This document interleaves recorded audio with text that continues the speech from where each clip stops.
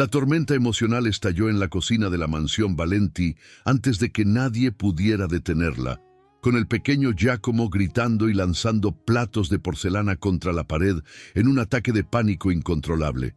Mientras las otras empleadas huían asustadas murmurando «Mamma mía», Lucía, la joven doméstica que estudiaba pedagogía por las noches, no retrocedió ni un milímetro ante la furia del niño. Se arrodilló entre los fragmentos rotos, ignorando el peligro, y susurró una canción de cuna en piamontés, logrando lo imposible.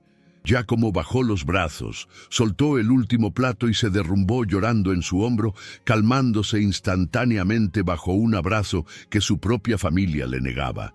La calma fue efímera, pues la pesada puerta de roble de la entrada principal retumbó con golpes autoritarios que hicieron temblar el silencio sepulcral de la villa en la colina de Turín. El director del prestigioso instituto privado estaba allí, empapado por la lluvia y con el rostro rojo de principia indignación, exigiendo ver al señor Edoardo Valenti inmediatamente. La atmósfera en la casa cambió de tristeza a terror puro. El aire se volvió denso y difícil de respirar, cargado con la promesa de una catástrofe inminente que cambiaría el destino de todos bajo ese techo. Edoardo Valenti descendió las escaleras de mármol, ajustándose sus gafas de lectura, con esa expresión de decepción perpetua que llevaba como una segunda piel, luciendo su cardigán de lana impecable. Como el editor de libros más respetado de Italia, un hombre que vivía por la gramática y la ética, ver al director de la escuela en su vestíbulo a esa hora era una afrenta personal a su honor. No necesitaba palabras para imponer respeto. Su sola presencia, fría y rígida como las estatuas de Turín, exigía explicaciones inmediatas y precisas sobre por qué su cena había sido interrumpida. El director no perdió el tiempo con sutilezas y arrojó sobre la mesa antigua una colección de notas arrugadas y dibujos perturbadores. La evidencia física del supuesto crimen de Giacomo. Su hijo es un peligro, dottore Valenti, sentenció el hombre, señalando los papeles con un dedo acusador. Estas amenazas fueron encontradas en los bolsos de 3 maestras. Te voy a lastimar. Odio esta escuela. Escritas con una furia que hiela la sangre. Edoardo tomó los papeles, sus manos temblando levemente, no por miedo, sino por una vergüenza profunda que le quemaba las entrañas al reconocer la caligrafía infantil de su hijo. Desde las sombras del pasillo, Camilla, la segunda esposa de Edoardo y madrastra de Giacomo, observaba la escena con una satisfacción que apenas lograba disimular bajo una máscara de preocupación teatral. Era una mujer de belleza gélida, siempre vestida con las últimas tendencias de Milán, que veía al niño no como a un hijo, sino como un obstáculo ruidoso que ocupaba la habitación que ella deseaba convertir en su vestidor privado. Se acercó a su marido, posando una mano manicurada sobre su hombro, y susurró con veneno dulce: «Te lo dije, amore mío, el chico está roto, no es normal». Lucía, que se había quedado en un rincón secando las lágrimas de Giacomo, sintió un escalofrío recorrer su espalda al escuchar las palabras de la señora Camilla. Había algo en la disposición de los hechos, una coreografía demasiado perfecta en la indignación del director y la resignación inmediata de Camila, que no encajaba con el niño asustado que ella sostenía. Mientras Edoardo leía las obscenidades escritas, en las notas, Lucía notó un detalle minúsculo pero crucial en el papel, algo que nadie más vio y que sería la llave de un misterio mucho más oscuro. Edoardo levantó la vista de los papeles, sus ojos grises nublados por el dolor de ver su apellido, sinónimo de cultura y educación, arrastrado por el fango de la delincuencia juvenil. «Esto es inaceptable», dijo con voz grave, ignorando los sollozos de su hijo que intentaba decir «Yo no fui papá». En esta casa se valora la palabra y la verdad. Si escribiste esto, no mereces llevar el nombre Valenti. Giacomo intentó correr hacia él, pero Eduardo dio un paso atrás, rechazando el contacto físico como si el niño tuviera una enfermedad contagiosa. Camila aprovechó el momento de debilidad de su esposo para clavar la estaca final, actuando con la precisión de un depredador que huele la sangre. El internado militar en los Alpes, Eduardo, el correccionale, tienen una plaza disponible si firmas mañana a primera hora, insistió ella, deslizando sutilmente un folleto que casualmente tenía en su bolsillo. Es por su bien. Necesita disciplina dura, lejos de aquí, antes de que termine en la cárcel o manche tu reputación para siempre en toda la sociedad de Turín. La decisión cayó como una sentencia de muerte. Eduardo asintió lentamente, derrotado, y ordenó que encerraran a Giacomo en su habitación hasta que el coche del internado llegara al amanecer. Mientras arrastraban al niño escaleras arriba, gritando el nombre de Lucía porque sabía que era la única que creía en él, Camila se volvió hacia la joven empleada.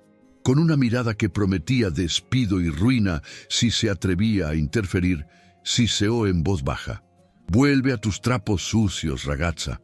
Los asuntos de familia no son para la servidumbre».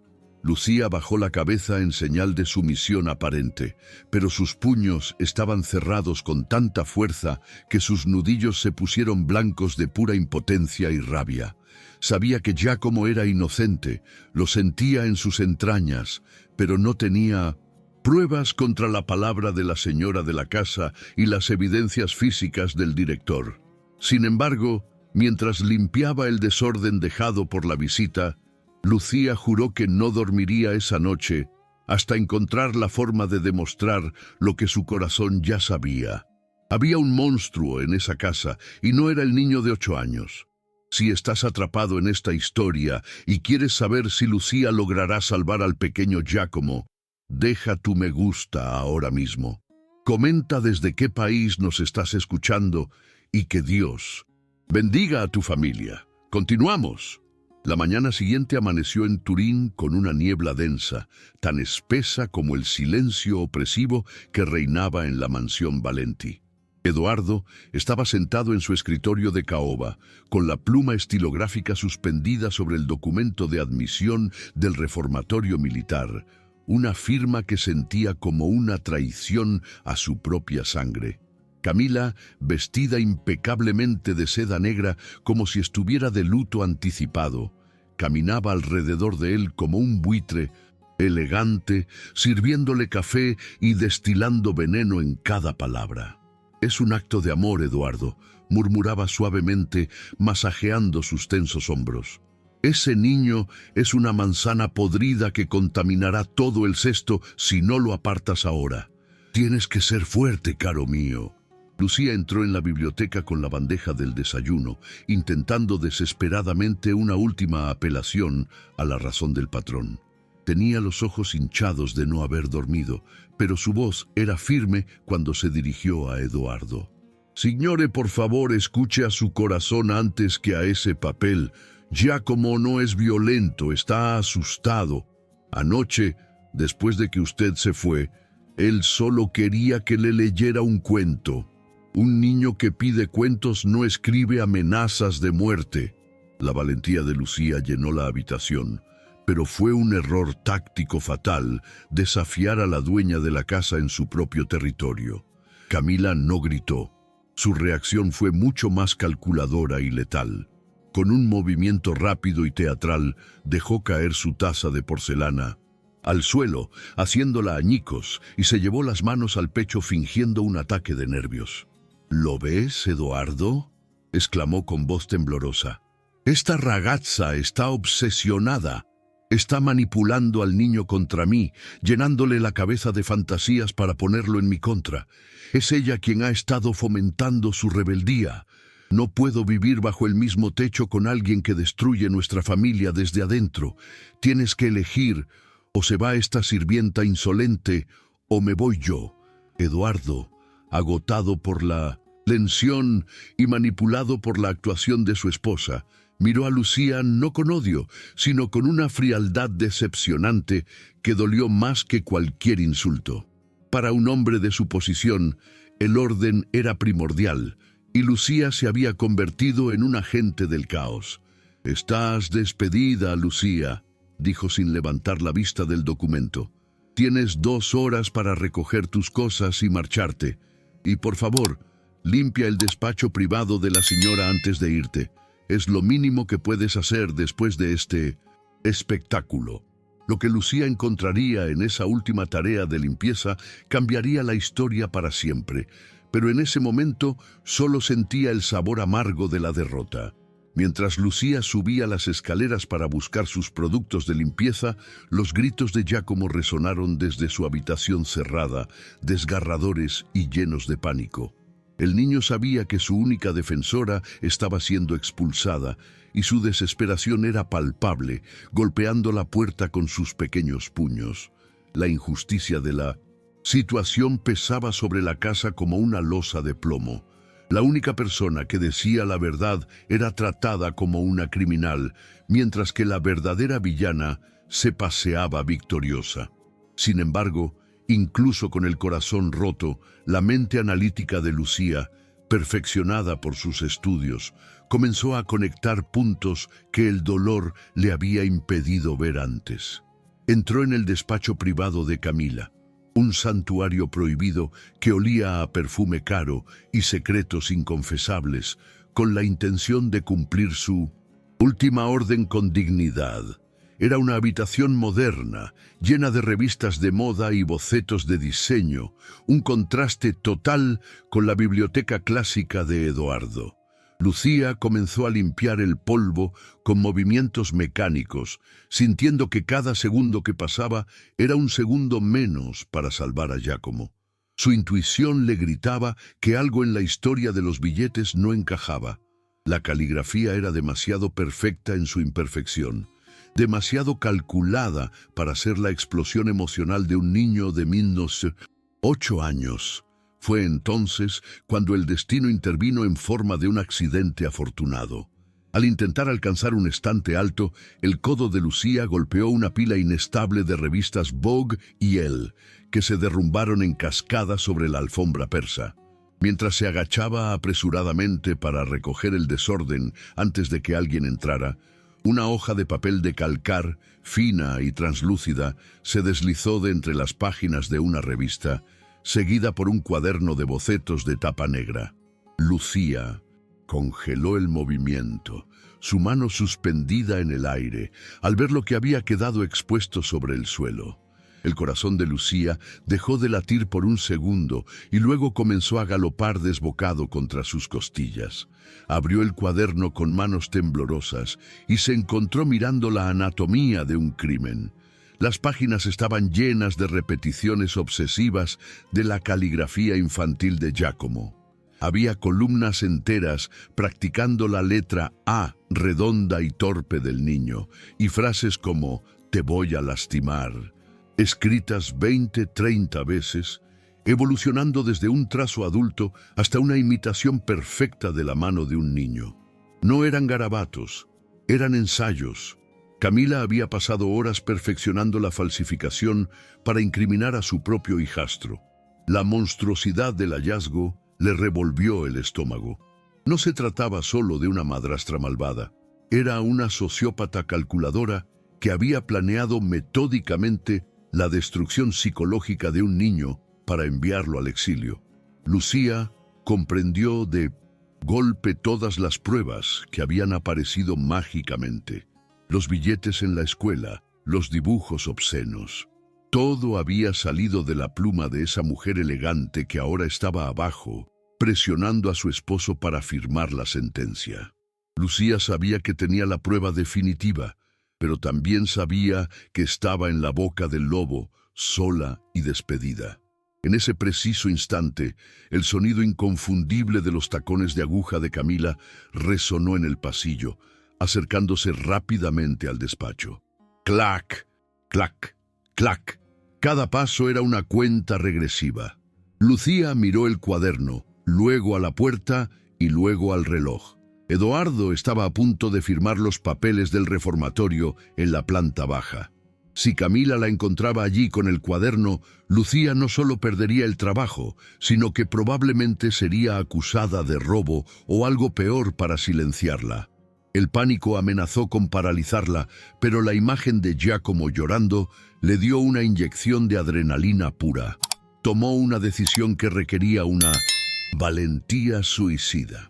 En lugar de esconder el cuaderno o huir por la puerta de servicio, Lucía agarró la evidencia contra su pecho y salió corriendo del despacho, cruzándose directamente con la mirada atónita de Camila en el pasillo. ¡Tú! ¿Qué haces con mis cosas?, gritó la madrastra, perdiendo su compostura gélida al instante al reconocer el cuaderno negro. Camila se lanzó hacia ella con las uñas listas para atacar, pero Lucía la esquivó con un movimiento desesperado y corrió hacia las escaleras, bajando los escalones de dos en dos, arriesgándose a romperse el cuello en su carrera contra el tiempo. Abajo, en la biblioteca, la pluma de Eduardo ya tocaba el papel. La tinta estaba a punto de fluir y sellar el destino de Giacomo para siempre. Lucía irrumpió en la sala sin llamar, jadeando, con el cabello deshecho y el terror en los ojos, pareciendo una loca. Camila entró segundos después, gritando como una posesiva: «¡Llamen a la policía! ¡Esta ladrona me ha atacado! ¡Seguridad!». La escena era caótica, el punto más bajo posible para Lucía. Una empleada despedida, acusada de robo y violencia, interrumpiendo al hombre más serio de Turín. Eduardo se puso de pie, furioso por la interrupción y el caos en su casa ordenada. «¡Basta!», tronó su voz, haciendo vibrar las estanterías de libros. ¿Qué demonios está pasando aquí? Parecía que todo estaba perdido. La palabra de Camila contra la de una doméstica histérica. Camila sonreía triunfante detrás de Eduardo, segura de su victoria, sabiendo que Lucía sería arrastrada fuera por la fuerza. Pero Lucía, ignorando el peligro inminente, caminó directo hacia el escritorio y golpeó el cuaderno abierto sobre los documentos de expulsión, justo bajo la nariz del editor experto en manuscritos. «Signore, mírelo», dijo Lucía, con la voz quebrada pero llena de una verdad incandescente. «Usted conoce la tinta. Usted conoce el papel. Mire la presión de la pluma. No firme ese papel hasta que vea cómo una adulta aprendió a escribir, como su hijo». El silencio que siguió fue absoluto, más aterrador que cualquier grito. Eduardo bajó la vista hacia el cuaderno y por primera vez la duda agrietó su máscara de certeza. El destino de la familia Valenti pendía de un hilo, suspendido en la mirada de un padre que estaba a punto de descubrir que había estado durmiendo con el enemigo. Estás sintiendo la tensión.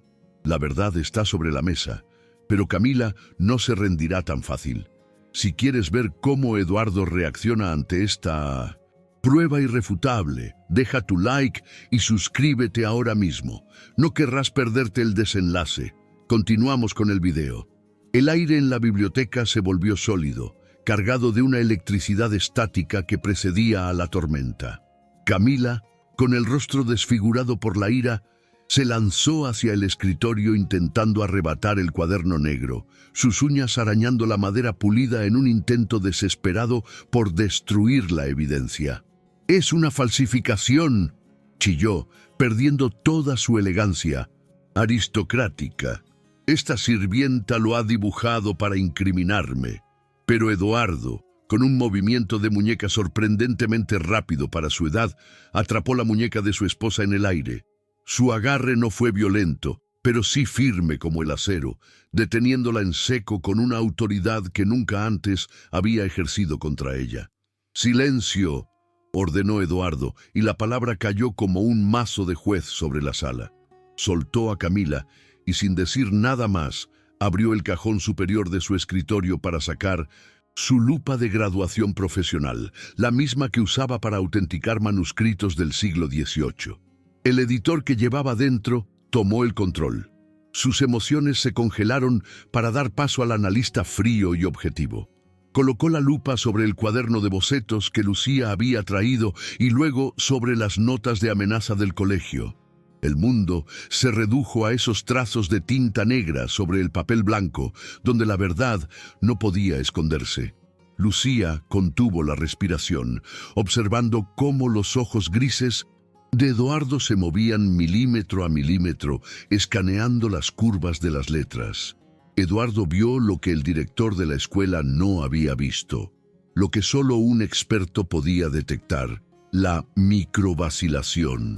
En las notas de amenaza, la tinta se acumulaba ligeramente en las curvas, señal inequívoca de una mano adulta que se mueve despacio para imitar un trazo ajeno, en lugar de la fluidez rápida y descuidada de un niño enfadado. Era una falsificación técnica, brillante en su ejecución, pero una falsificación al fin y al cabo. Luego miró el cuaderno de bocetos. Allí estaba el ensayo general del crimen. Eduardo vio la evolución de la letra G de Giacomo, repetida 100 veces hasta que Camila logró capturar la imperfección exacta del niño. La realidad lo golpeó con la fuerza de un tren. Su esposa había pasado horas, tal vez días, estudiando la letra de su hijo no para ayudarlo a mejorar, sino para destruirlo. La mujer con la que dormía había orquestado una campaña de terror psicológico contra un niño de 8 años para expulsarlo de su propia casa. La náusea subió por su garganta, mezclada con una furia volcánica. Eduardo levantó la vista de la lupa, se quitó las gafas lentamente y las dejó sobre la mesa. Cuando miró a Camila, ya no veía a su esposa, ni a una dama de la alta sociedad de Turín. Veía a un monstruo vacío. El silencio se prolongó, tortuoso, hasta que Eduardo habló con una voz tan gélida que hizo que la temperatura de la habitación descendiera 10 grados. La caligrafía es la huella digital del alma, Camila, dijo, pronunciando cada sílaba con una dicción perfecta. Y la tuya está podrida hasta la raíz. Camila retrocedió un paso, chocando contra una estantería de libros antiguos. Intentó reír, un sonido nervioso y agudo. Eduardo, por favor, no seas dramático, es solo un cuaderno. Lo hice para entender su mente perturbada. Estaba intentando ayudar. La mentira era tan absurda que insultaba la inteligencia de todos los presentes. Eduardo no se molestó en responder a su defensa. Tomó los documentos de admisión al reformatorio militar, esos papeles que casi habían condenado a su hijo al exilio, y los levantó para que ella los viera bien. Con un movimiento deliberado y lento, Eduardo rasgó los documentos por la mitad. El sonido del papel rompiéndose, rip, fue el sonido más satisfactorio que Lucía había escuchado en su vida. Luego volvió a rasgarlos, y otra vez, hasta que los documentos legales se convirtieron en confeti que dejó caer sobre la alfombra persa. «Se acabó», dijo él, sacudiéndose las manos como si acabara de tocar algo sucio. «No hay reformatorio, y no hay más matrimonio». La máscara de Camila cayó definitivamente. Su rostro se contorsionó en una mueca de odio puro, revelando la fealdad que escondía bajo el maquillaje caro. «Ese niño es un estorbo», gritó, escupiendo las palabras. «Arruina la estética de esta casa, siempre llorando, siempre necesitando atención. Solo quería paz, Eduardo, paz para nosotros. ¿Vas a tirar todo lo que hemos construido por un mocoso que ni siquiera se parece a ti?» Eduardo rodeó el escritorio y se plantó frente a ella, imponiendo su altura. «Ese mocoso es mi sangre. ¿Y tú? Tú eres un error que voy a corregir ahora mismo». Señaló la puerta principal con un dedo tembloroso por la ira contenida. «Tienes exactamente 10 minutos para salir de mi casa. Puedes llevarte lo que llevas puesto. Nada más. Las joyas se quedan. Las tarjetas de crédito ya han sido canceladas en mi mente». «No puedes hacerme esto», chilló ella. «Tengo derechos. Soy la señora Valenti». Camila miró a su alrededor buscando apoyo, pero solo encontró la mirada desafiante de Lucía, quien se mantenía erguida como una estatua de la justicia. La villana se dio cuenta de que había perdido el juego de poder contra la sirvienta invisible. Eduardo miró su reloj de pulsera. 9 minutos, Camila. Si al llegar el minuto 11 sigues en mi propiedad, llamaré a los carabinieri. Tengo pruebas físicas de falsificación, fraude y abuso psicológico infantil. Con mis abogados y tu reputación, te aseguro que pasarás los próximos años en una celda mucho menos cómoda que esta biblioteca. ¿Quieres probarme? La amenaza era real. Eduardo Valenti nunca bromeaba con la ley. Camila soltó un grito ahogado de frustración, empujó a Lucía con el hombro al pasar y salió corriendo de la biblioteca. Se escucharon sus tacones golpeando el mármol del vestíbulo, luego la puerta principal abriéndose y cerrándose con un golpe que retumbó en toda la estructura de la mansión. El silencio regresó, pero esta vez no era opresivo. Era el silencio limpio que queda después de que la fiebre se rompe. El cáncer había sido extirpado de la casa Valenti. Eduardo se quedó de pie en medio de la sala, respirando con dificultad, como si acabara de correr una maratón. Se volvió hacia Lucía y por primera vez en años sus ojos mostraron una vulnerabilidad humana. «Lucía», murmuró con la voz quebrada. Yo casi... No pudo terminar la frase. La vergüenza de haber estado a punto de traicionar a su hijo le impedía hablar. Lucía, con la sabiduría de alguien que ha visto mucho dolor, simplemente asintió hacia las escaleras. Él todavía está esperando, signore. No necesita explicaciones perfectas, solo necesita a su papá. Eduardo asintió, tragando grueso, y comenzó a subir las escaleras. No corrió. Caminaba con el peso de la culpa, pero cada paso lo acercaba más a la redención. Al llegar a la puerta del Quincentuí, cuarto de Giacomo, la mano de Eduardo tembló sobre el pomo. Giró la llave que él mismo había cerrado la noche anterior, un sonido metálico que resonó como una disculpa. Abrió la puerta.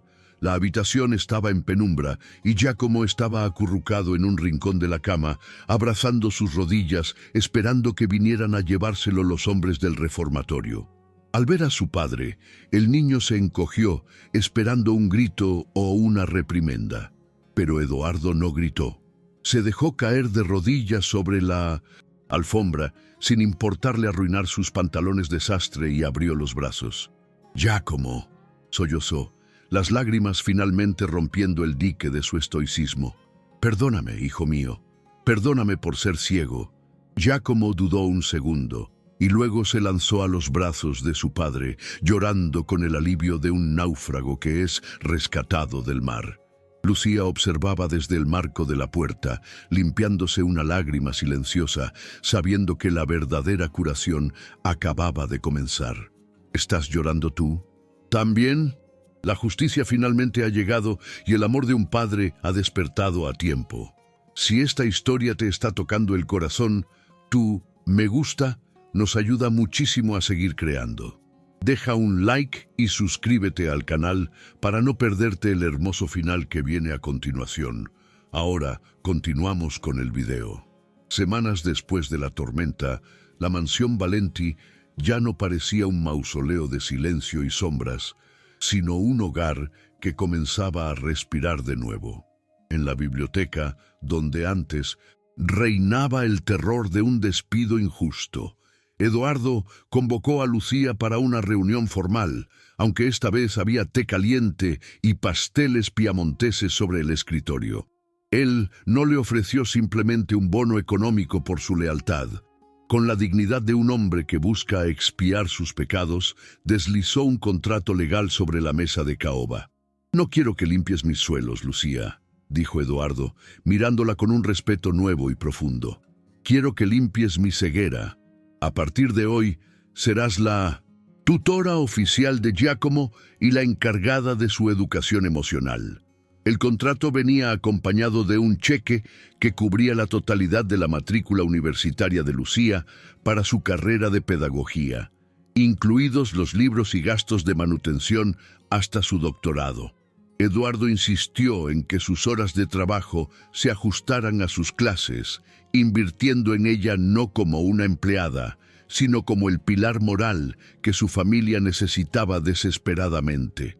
Lucía, con las manos temblorosas, intentó rechazar tanta generosidad, pero Eduardo la detuvo suavemente. «Salvaste a mi hijo de un exilio y a mí de convertirme en un monstruo», confesó él con humildad. «Esto no es un regalo, es una inversión en la verdad. La casa necesita tu luz, doctoresa». La transformación de Giacomo fue el milagro más visible de todos en los meses siguientes. El niño retraído y violento desapareció, reemplazado por un chico curioso que llenaba los pasillos con risas y carreras. Bajo la tutela paciente de Lucía, sus notas escolares no solo mejoraron, sino que brillaron, demostrando que su problema de aprendizaje era solo un síntoma de abandono emocional severo. Eduardo, cumpliendo su promesa silenciosa, comenzó a llegar temprano de la editorial para cenar con ellos, aprendiendo a escuchar las historias de su hijo sobre dragones y héroes, descubriendo que la fantasía de un niño es más valiosa que cualquier enciclopedia rara de su colección. Eduardo utilizó su poderosa influencia en el mundo editorial para lanzar una campaña nacional sin precedentes titulada Escucha la letra pequeña, enfocada en combatir el acoso escolar y la negligencia emocional en las familias de clase alta. En la conferencia de prensa de lanzamiento, frente a las cámaras de toda Italia, Eduardo admitió públicamente su error personal, utilizando su propia historia de ceguera paternal como advertencia para otros padres ocupados. Fue un acto de valentía que restauró su honor en Turín, no como el editor infalible, sino como un hombre capaz de aprender y rectificar, ganándose la admiración de una sociedad que valora la honestidad brutal. Con el paso de las estaciones, la relación entre Eduardo y Lucía floreció orgánicamente, pasando de la gratitud mutua a una admiración intelectual y finalmente a un amor sereno y maduro. No hubo grandes dramas, solo la certeza tranquila de que eran compañeros de alma. Compartían lecturas junto a la chimenea mientras la nieve caía sobre las colinas de Turín y las miradas furtivas sobre la cabeza de Giacomo se convirtieron en el lenguaje secreto de su afecto. Un año después de la expulsión de Camila, Eduardo pidió la mano de Lucía, no con un diamante ostentoso, sino con una primera edición de un libro de pedagogía y una nota escrita a mano. «Me enseñarías a amar de nuevo».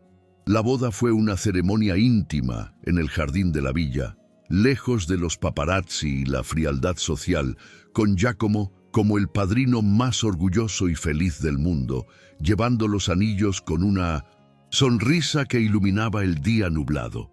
No hubo invitados por compromiso, solo las personas que realmente importaban. Al ver a su padre besar a Lucía, Giacomo supo que su familia estaba blindada contra cualquier maldad futura. La mansión, antes fría y gris, se pintó de colores cálidos y el despacho de Camila se convirtió en una sala de juegos y estudio, borrando para siempre el rastro de la villana que intentó separarlos. El tiempo voló, como suele hacerlo cuando la felicidad es la norma y no la excepción. 12 años después, el gran auditorio de la Universidad de Turín estaba repleto para la ceremonia de graduación de los nuevos doctores en educación. Cuando el rector anunció el nombre de Lucía Valenti, los aplausos estallaron con fuerza. Ella subió al estrado, ya no como la joven doméstica asustada, sino como una autoridad académica respetada, con su tesis sobre la detección temprana del abuso emocional infantil siendo aclamada como revolucionaria. En la primera fila, un Eduardo de 1975 años, con el cabello completamente blanco pero con los ojos brillando de orgullo, se puso de pie, aplaudiendo con más fuerza que nadie. A su lado estaba Giacomo, ahora un joven de 20 años, estudiante de arquitectura, alto, seguro y gentil, el vivo retrato de un hombre criado con amor. No había rastro del niño roto que escribía amenazas. Solo había un joven que miraba a su madre adoptiva con devoción absoluta. La imagen de los dos hombres de su vida, ovacionándola, fue el cierre perfecto para el círculo de redención que había comenzado con un cuaderno de bocetos encontrado por accidente. La historia de la familia Valenti se convirtió en una leyenda local, no por su riqueza, sino por su humanidad. Demostraron que la sangre te hace pariente, pero la lealtad y el amor te hacen familia. Al salir del auditorio, caminando los tres del brazo bajo el sol de la tarde italiana, Lucía comprendió que la justicia divina a veces tarda, pero siempre llega para quienes defienden la verdad. Habían reescrito su destino, y esta vez la caligrafía era perfecta, clara y llena de amor, sin una sola mancha de falsedad. Eduardo estuvo a punto de cometer un error irreparable con su hijo, pero dedicó el resto de su vida a compensarlo. ¿Crees que el arrepentimiento y las acciones posteriores de Eduardo son suficientes para borrar su error inicial? ¿O hay fallos que un padre nunca debería cometer? Si esta historia te ha emocionado y crees que el amor